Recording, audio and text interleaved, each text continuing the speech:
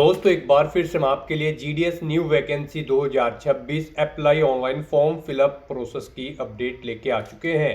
किस तरह से आप इंडिया पोस्ट ग्रामीण डाक सेवक जीडीएस के 28,740 खाली पदों के लिए अपने फॉर्म अप्लाई कर सकते हो। स्टेप बाय स्टेप कंप्लीट जानकारी आपको इस वीडियो में दी जाएगी। ऑनलाइन आवेदन प्रक्रिया आज ही से स्टार्ट हो चुकी है। आप 31 जनवरी 2026 से 14 फरवरी 2026 तक अपना फॉर्म अप्लाई कर सकते हो। फॉर्म अप्लाई करते समय अगर आपके सामने कोई भी प्रॉब्लम आ रही है तो उसका हल भी आपको यहाँ पर दिया जाएगा। आवेदन करते समय आपको कोई भी गलती नहीं करनी होगी। गलती करने से आपका एप्लीकेशन फॉर्म रिजेक्ट हो सकता है। फॉर्म अप्लाई करते समय आप किस प्रकार से अपनी पर्सनल डिटेल फिल करोगे, कैसे आपको रजिस्ट्रेशन करना होगा, किस प्रकार से आपको अपना फीस पेमेंट करना होगा, किस तरह से आपको अपना फोटोग्राफ सिग्नेचर अपलोड करना होगा, रजिस्ट्रेशन से लेकर प्रिंट तक आपको फीस पेमेंट करते हुए किस प्रकार से अपना फॉर्म फिल कर लेना होगा। पूरी जानकारी के लिए आपको ये वीडियो शुरू से लेके एंड तक देखनी होगी। तो चलिए दोस्तों बिना कोई वक्त गंवाए शुरू करते हैं India post GDS form fill up की पूरी जानकारी। फॉर्म अप्लाई करने से पहले आपको सबसे पहले हमारी वेबसाइट IND सरकारी नौकरी के इस पेज पर विजिट करना होगा, जिसका लिंक आपको नीचे description plus first comment box में मिल जाएगा। और हमारे इस पेज पर विजिट करके आप यहां से इंडिया पोस्ट जीडीएस का फॉर्म अप्लाई कर सकते हो। इंडिया पोस्ट डिपार्टमेंट भारतीय डाक विभाग के अंतर्गत भर्ती निकली है। ग्रामीण डाक सेवक यहाँ पर जीडीएस की पोस्ट है। 28,740 वैकेंसीज निकली हुई है। लास्ट डेट ऑनलाइन आवेदन करने की 14 फरवरी 2026 है। आज ही से आवेदन शुरू हो चुके हैं। 31 जनवरी 2026 आवेदन करने की स्टार्टिंग डेट है। करेक्शन आप 18 से 19 फरवरी तक कर सकते हो। सैलरी 12,000 से 29,380 है बीपीएम के लिए। एबीपीएम डाक सेवक के लिए 10,000 से 24,470 है। 10वीं पास कैंडिडेट अप्लाई कर सकते हैं। 18 से 40 वर्ष आयु सीमा है। जनरल ओबीसी के लिए 100 रुपये फीस है। SC ST PH फीमेल को फीस जमा नहीं करनी होगी। ऑनलाइन मोड से आप फीस पेमेंट करोगे। बिना परीक्षा की भर्ती है। मेरिट बेस पे आपका सिलेक्शन होगा। ऑनलाइन अप्लाई कर सकते हो। ऑल इंडिया से अप्लाई कर सकते हो। इंडिया पोस्ट GDSonline.gov.in ये इसकी ऑफिशियल वेबसाइट है, जिससे आप फॉर्म अप्लाई कर सकते हो। इंपोर्टेंट लिंक सेक्शन के अंतर्गत ऑफिशियल नोटिफिकेशन PDF लिंक पर क्लिक करके आप इसकी ऑफिशियल एडवर्टाइजमेंट की PDF डाउनलोड कर सकते हो और कंप्लीट एलिजिबिलिटी क्राइटेरिया वहां से चेकआउट कर सकते हो। Circle wise post notification link पर क्लिक करके आप सर्कल वाइज नोटिफिकेशन भी वैकेंसीज भी चेकआउट कर सकते हो। इसमें सर्कल वाइज आपको वैकेंसीज की जानकारी देखने को मिल जाएगी। उसके बाद में आपको अप्लाई ऑनलाइन के इस लिंक पर क्लिक करना होगा। इस लिंक पर आप जैसे ही क्लिक करोगे तो आपके सामने ऑनलाइन आवेदन करने का ये ऑफिशियल पोर्टल ओपन हो जाएगा। गाइस यहाँ पर अगर आपने पहले से रजिस्ट्रेशन रखा है तो आपको अप्लाई ऑनलाइन के स्टेप पर अपना कर्सर लाना है। फिर आपको अप्लाई के इस टैब पर क्लिक कर देना है लिंक पर। उसके बाद आपके सामने यहाँ पर कुछ इस तरह से इंटरफेस ओपन होगा। यहाँ पर आप अपना रजिस्ट्रेशन नंबर एंटर करें और किस सर्कल के लिए आपने अप्लाई किया है वो सर्कल सेलेक्ट करें और सबमिट बटन पर क्लिक करें। फिर आपको आपके डैशबोर्ड में लॉगिन कर दिया जाएगा। वहां से आप अपना फॉर्म अप्लाई कर लें। और अगर आप यहाँ पर इस भर्ती के लिए फर्स्ट टाइम अप्लाई करने जा रहे हो तो सबसे पहले यहाँ पर आपको अपना रजिस्ट्रेशन करना होगा। उसके लिए आपको रजिस्ट्रेशन की स्टेप पर अपना कर्सर लाना है और रजिस्ट्रेशन की स्टेप लिंक पर क्लिक कर देना है। जैसे ही आप रजिस्ट्रेशन के इस लिंक पर क्लिक करोगे आपके सामने रजिस्ट्रेशन का फॉर्म ओपन हो जाएगा। गाइस यहाँ पर मोबाइल से कंप्यूटर पर सेम आपका एप्लीकेशन फॉर्म भरा जाएगा। यहाँ पर कोई डिफरेंस नहीं होता है मोबाइल से अप्लाई करने में और लैपटॉप से या फिर कंप्यूटर से अप्लाई करने में। बस व्यू का यहाँ पर फर्क होता है। कंप्यूटर पर आपको जो स्क्रीन होती है वो हॉरिजॉन्टल शो होती है और मोबाइल पर आपको वर्टिकल आपकी स्क्रीन शो होती है। तो यहाँ पर कोई डिफरेंस नहीं है। आप दोनों तरह से सेम वे में अप्लाई कर सकते हो। तो रजिस्ट्रेशन का फॉर्म आपके सामने कुछ इस तरह से शो होगा। यहाँ पर आकर सबसे पहले आपको अपना 10 डिजिट का मोबाइल नंबर एंटर करना है। फिर आपको वैलिडेट मोबाइल नंबर इस ऑप्शन पर क्लिक करना है। आपके मोबाइल नंबर पर एक OTP आएगा। वो OTP आपको यहाँ पर एंटर करके अपना मोबाइल नंबर यहाँ पर वेरीफाई कर लेना है। ऐसे ही यहाँ पर आपको अपनी ईमेल ID एंटर करनी है। फिर वैलिडेट ईमेल ऑप्शन पर क्लिक करना है। आपकी ईमेल ID पर एक OTP आएगा। वो OTP आपको यहाँ पर एंटर करके अपनी ईमेल ID को वेरीफाई कर लेना है। उसके बाद यहाँ पर आपको अपना नाम एंटर करना है। याद रहे आपका नाम यहाँ पर 10वीं की मार्कशीट के अकॉर्डिंग होना चाहिए। उसके बाद आपको अपने फादर या फिर मदर का नाम एंटर करना है। ये भी आपकी 10वीं की मार्कशीट के अकॉर्डिंग होना चाहिए। नेक्स्ट यहाँ पर आपको अपनी डेट ऑफ बर्थ इस कैलेंडर में से सिलेक्ट कर लेनी है। उसके बाद आपको अपना जेंडर सिलेक्ट करना है। यहाँ पर अगर आप ट्रांसजेंडर है तो फिर यहाँ पर आपको बताना होगा कि आप ट्रांसजेंडर मैन है या फिर वुमेन। आप ऑप्शन सिलेक्ट करें और अगर आप मेल या फीमेल है तो आप मेल या फीमेल ऑप्शन सिलेक्ट करें। उसके बाद यहाँ पर आप अपनी कम्युनिटी सिलेक्ट करें। फिर यहाँ पर आपसे पूछा पूछा गया है आपने यहाँ पर किस स्टेट से अपनी 10वीं क्लास पास आउट की है, वो स्टेट आप सेलेक्ट करें। फिर कब आपने पास आउट की है वो ईयर आप यहाँ पर सेलेक्ट करें। उसके बाद यहाँ पर आपको ये कैप्चा कोड एंटर करना है और फिर आपको सबमिट बटन पर क्लिक कर देना है। इस तरह से यहाँ पर आपके रजिस्ट्रेशन का फर्स्ट स्टेप कंप्लीट हो जाएगा। अब यहाँ पर आपको अपना आधार नंबर एंटर करना है। उसके बाद आपसे पूछा गया है कि क्या आप PWBD कैंडिडेट हैं, अगर है तो आप यस ऑप्शन सेलेक्ट करें और अपनी डिसेबिलिटी का टाइप आप सेलेक्ट करें। और फिर अगर आप यहाँ पर PWBD कैंडिडेट नहीं हो तो आपको नो ऑप्शन सेलेक्ट करना है। आगे के ऑप्शन आपके सामने डिसेबल कर दिए जाएंगे। फिर आपसे पूछा गया है हाई स्कूल में आपने कौन कौन सी लैंग्वेजेस पढ़ी हैं, यहाँ पर आप ऑप्शन सेलेक्ट कर लें। जो जो लैंग्वेजेस आपने यहाँ पर हाई स्कूल में पढ़ी है वो लैंग्वेज आप यहाँ पर सेलेक्ट करके ओके करें। उसके बाद यहाँ पर आपसे पूछा गया है कि क्या आप करंट में एम्प्लॉय हैं, अगर है तो यस ऑप्शन सेलेक्ट करें और फिर बताएं क्या आपके पास NOC अवेलेबल है, अगर है तो यस करें, नहीं तो नो ऑप्शन सेलेक्ट करें। फिर आप एलिजिबल नहीं होंगे अप्लाई करने के लिए। और अगर आप एम्प्लॉय नहीं है तो यहाँ पर आपको नो ऑप्शन सेलेक्ट करना है। आगे का ऑप्शन ऑटोमेटिकली आपके सामने डिसेबल्ड कर दिया जाएगा। उसके बाद यहाँ पर आपको अपना फोटो और सिग्नेचर अपलोड करने हैं। यहाँ पर आपका फोटो JPG फॉर्मेट में होना चाहिए। साइज आपके फोटो का 50 KB से कम होना चाहिए। डायमेंशन उसकी 200x230 पिक्सल में होनी चाहिए।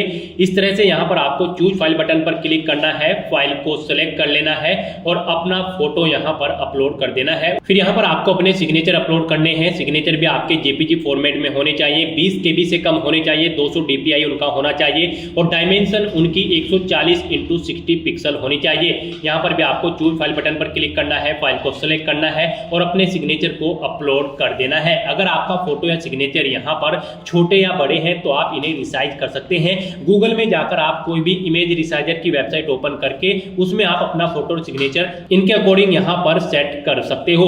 तो इस तरह से अपनी ये डिटेल फिल करने के बाद अब आपको सबमिट ऑप्शन पर क्लिक कर देना है। फिर यहाँ पर आपने रजिस्ट्रेशन के फॉर्म में जो भी डिटेल्स प्रोवाइड कराई है उनका प्रीव्यू आपको शो कर दिया जाएगा। आपको सभी डिटेल्स केयरफुली चेकआउट करनी है। सभी डिटेल्स ओके है तो आप इस चेकबॉक्स को ओके करें और सबमिट बटन पर क्लिक कर दें। इस तरह से यहाँ पर आपका रजिस्ट्रेशन सक्सेसफुली कंप्लीट हो जाएगा। आपको एक रजिस्ट्रेशन नंबर प्रोवाइड करा दिया गया है। ये रजिस्ट्रेशन नंबर आपकी रजिस्टर्ड ईमेल आईडी और मोबाइल नंबर पर भी सबमिट कर दिया जाएगा। इसे आपको केयरफुली नोट डाउन करके रख लेना है फ्यूचर यूज के लिए। और यहाँ पर अब आपको कंटिन्यू टू अप्लाई इस ऑप्शन पर क्लिक कर देना है। नेक्स्ट आपके सामने कुछ इस तरह से इंटरफेस ओपन होगा। यहाँ पर अब आपको सर्कल सेलेक्ट करना है, जिस सर्कल के लिए आप यहाँ पर GDS की पोस्ट के लिए अप्लाई करना चाहते हैं। गाइस आपको हमारी वेबसाइट के इसी पेज पर इस circle wise post notice PDF का लिंक दिया गया है। जैसे ही आप इस लिंक पर क्लिक करेंगे आपके सामने यहाँ पर वैकेंसीज की ये PDF ओपन हो जाएगी। यहाँ से आप चेकआउट कर सकते हो कौन से सर्कल में कौन सी लैंग्वेज यहाँ पर रिक्वायर्ड है और कौन सी कैटेगरी के लिए कितनी नंबर ऑफ वैकेंसीज है। साथ ही देख सकते हो कितनी टोटल नंबर ऑफ वैकेंसीज है। आप यहाँ से वैकेंसीज की डिटेल चेकआउट करें। उसके बाद यहाँ पर आप अपना सर्कल सेलेक्ट करें जिस सर्कल के लिए आप अप्लाई करना चाहते हैं और फिर आप सबमिट बटन पर क्लिक कर दें। उसके बाद यहाँ पर आपके रजिस्टर्ड मोबाइल नंबर पर एक OTP जाएगा। वो OTP यहाँ पर आपको एंटर करना है। फिर आपको ये कैप्चा कोड यहाँ पर एंटर करना है और उसके बाद नेक्स्ट ऑप्शन पर क्लिक कर देना है। नेक्स्ट आपके सामने कुछ इस तरह से इंटरफेस ओपन होगा। अब यहाँ पर आपको अपनी एड्रेस की डिटेल देनी है। आप अपना कम्युनिकेशन एड्रेस एंटर करें। उसके बाद आप अपना परमानेंट एड्रेस यहाँ पर एंटर करें और अगर आपका परमानेंट एड्रेस आपके कम्युनिकेशन एड्रेस के अकॉर्डिंग सेम है तो आप सेम एज कम्युनिकेशन एड्रेस इस चेकबॉक्स को ओके कर दें। ऑटोमेटिकली आपका परमानेंट एड्रेस आपके कम्युनिकेशन एड्रेस के अकॉर्डिंग फिल हो जाएगा। फिर यहाँ पर आपको अपनी क्वालिफिकेशन की डिटेल प्रोवाइड करानी है। यहाँ पर आपका पासिंग ईयर जो 10वीं का है वो ऑटोमेटिकली आपको फिर मिल जाएगा जो आपने पीछे प्रोवाइड कराया था। और यहाँ पर अब आपको अपना बोर्ड सेलेक्ट करना है, किस बोर्ड से आपने अपनी 10वीं क्लास पास आउट की है। गाइस यहाँ पर भारतीय डाक विभाग ग्रामीण डाक सेवक की इस पोस्ट पर अप्लाई करने के लिए आपका 10वीं क्लास पास आउट होना जरूरी है। तो यहाँ पर आपको सबसे पहले अपना बोर्ड सेलेक्ट कर लेना है, किस बोर्ड से आपने अपनी 10वीं क्लास पास आउट की है।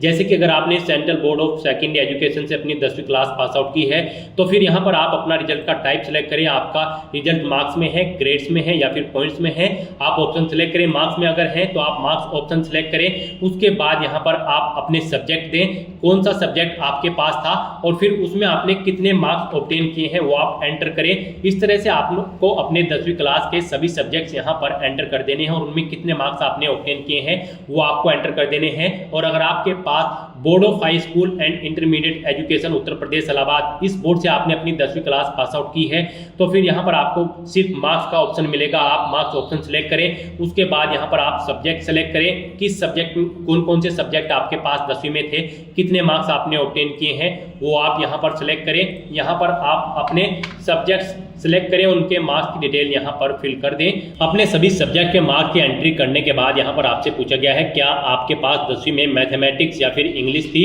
एडिशनल सब्जेक्ट के रूप में। अगर थी तो आप इस चेकबॉक्स को ओके करें, नहीं थी तो यहाँ पर आप इस चेकबॉक्स को ओके न करें। अगर आप इसे ओके करते हैं तो फिर यहाँ पर आपको बताना होगा आपके पास एलिमेंट्री मैथमेटिक्स था या फिर मैथमेटिक्स या फिर मैथमेटिक्स फर्स्ट या 2 था या फिर इंग्लिश। आप यहाँ पर ऑप्शन सेलेक्ट करें और फिर आप ओके कर दें। उसके बाद अगर आपका स्कोर यहाँ पर सीजीपीए में था तो यहाँ पर आप अपना सीजीपीए एंटर कर सकते हैं। तो इस तरह से अपनी सभी डिटेल्स फिल करने के बाद अब आपको सेव एंड कंटिन्यू ऑप्शन पर क्लिक कर देना है। नेक्स्ट आपके सामने कुछ इस तरह से इंटरफेस ओपन होगा। अब यहाँ पर आपको अपने सर्कल की डिवीजन सेलेक्ट करनी है। आप जिस सर्कल के लिए अप्लाई कर रहे हैं उसके अंतर्गत आप किस डिवीजन के लिए अप्लाई करना चाहते हैं, यहाँ पर आप अपनी डिवीजन सेलेक्ट कर लें जिस डिवीजन के लिए आप अप्लाई करना चाहते हैं। उसके बाद आपके सामने कुछ इस तरह से इंटरफेस तो होगा। यहाँ पर अब आपको उस डिवीजन में जितने भी पोस्ट ऑफिस होंगे उनकी लिस्ट आपको शो कर दी जाएगी। आप यहाँ पर किस पोस्ट ऑफिस को फर्स्ट नंबर पर प्रेफरेंस देना चाहते हैं वो यहाँ पर आपको एंटर करना है। यहाँ पर जैसे कि अगर आप सहारनपुर डिवीजन अगर आप सेलेक्ट करते हो और सहारनपुर डिवीजन में अगियाना बीओ अगर ये पोस्ट ऑफिस है और इसे आप दूसरे नंबर पर प्रेफरेंस देना चाहते हैं तो यहाँ पर आप 2 एंटर करें इसके सामने। और यहाँ पर जैसे कि सहारनपुर डिवीजन में अहमदपुर है, अगर इस डिवीजन को आप फर्स्ट नंबर पर प्रेफरेंस देना चाहते हैं तो इसके सामने आप 1 एंटर कर दे। इस तरह से यहाँ पर आपको अपनी चॉइस के अकॉर्डिंग अपनी डिवीजन की प्रेफरेंस सेट कर देनी है। आप जिस डिवीजन को प्रेफरेंस देना चाहते हैं उसके सामने अपनी चॉइस के अकॉर्डिंग आप नंबर्स यहाँ पर एंटर कर दे। जिसे 1 पर रखना चाहते हैं उसके सामने 1, जिसे 2 नंबर पर आप रखना चाहते हैं सेकंड ऑप्शन में उसके सामने आपको 2 एंटर कर देना है। इस तरह से आपको यहाँ पर अपनी प्रेफरेंस सेट कर देनी है। यहाँ पर गाइड आपको उस डिवीजन के अंतर्गत जितने भी पोस्ट ऑफिस होंगे उनकी लिस्ट आपको यहाँ पर शो कर दी जाएगी। आपको उन सभी में अपनी प्रेफरेंस सेट कर देनी है। यहाँ पर आप क्लिक करके इस लिंक पर क्लिक करके ये भी चेकआउट कर सकते हो कौन से डिवीजन में कितनी नंबर ऑफ वैकेंसीज है। उसके बाद यहाँ पर आपको इस पेज को नीचे स्क्रॉल डाउन करना है, फिर डिक्लेरेशन सेक्शन में आना है, इन इंस्ट्रक्शंस को रीड कर लेना है, इस चेकबॉक्स को ओके करना है और फिर आपको सेव एंड प्रोसीड ऑप्शन पर क्लिक कर देना है। नेक्स्ट आपके सामने यहाँ पर मैसेज शो हो जाएगा आपका एप्लीकेशन फॉर्म सक्सेसफुली सबमिट हो चुका है। गाइड यहाँ पर अगर आप SC ST PH या फिर फीमेल कैंडिडेट हैं तो आपको फीस जमा नहीं करानी है और अगर आप जनरल या फिर OBC कैटेगरी कैंडिडेट हैं तो यहाँ पर आपको 100 रुपए फीस के रूप में जमा कराने होंगे। उसके बाद आपका एप्लीकेशन फॉर्म यहाँ पर सबमिट होगा। फीस का पेमेंट आप डेबिट कार्ड, क्रेडिट कार्ड या फिर नेट बैंकिंग के थ्रू या फिर UPI के थ्रू कर सकते हो। तो यहाँ पर फॉर्म सबमिट होने के बाद आपको इसे नीचे स्क्रॉल डाउन करना है, प्रिंट के इस बटन पर क्लिक करके अपने एप्लीकेशन फॉर्म का एक हार्ड कॉपी प्रिंट आउट ले लेना है फ्यूचर यूज के लिए, फ्यूचर रेफरेंस के लिए। तो दोस्तों इस तरह से आप अपना इंडिया पोस्ट GDS का फॉर्म अप्लाई कर सकते हो। आज की इस वीडियो में बस इतना ही। आई होप ये वीडियो आपको पसंद आई होगी। अगर पसंद आई हो तो इसे लाइक और शेयर करें, चैनल पर नए हो तो इसे सब्सक्राइब कर लें। Thanks for watching.